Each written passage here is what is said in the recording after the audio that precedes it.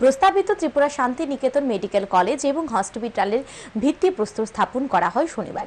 এদিন রাজধানীর রানী খামার এলাকায় বিশেষজ্ঞের মধ্য দিয়ে প্রস্তাবিত ত্রিপুরা শান্তি নিকেতন কলেজ এবং হাসপাতালের ভিত্তিপ্রস্তর স্থাপন করা হয়। উপস্থিত ছিলেন কলেজের কর্ণধার মলয়পীঠ যোগী রাজ শ্রী শ্রী 1008 স্বামী বাবা কালিদাস মহারাজ সহ অন্যান্যরা। কলেজের কর্ণধার মলয়পীঠ জানান, আগামী 1 বছরের মধ্যে 630 শয্যা বিশিষ্ট হাসপাতাল গড়ে তোলা হবে। 2 বছরের মধ্যে 1100 শয্যা বিশিষ্ট হাসপাতাল গড়ে তোলা হবে। আধুনিক প্রযুক্তি সম্পন্ন হবে এই হাসপাতাল। 2027 সালের মধ্যে রাজ্যের বাইরে থেকে প্রায় 25% ছেলে মেয়েকে ফিরিয়ে এনে কর্মসংস্থানের ব্যবস্থা করা হবে বলে আশা ব্যক্ত করেন তিনি।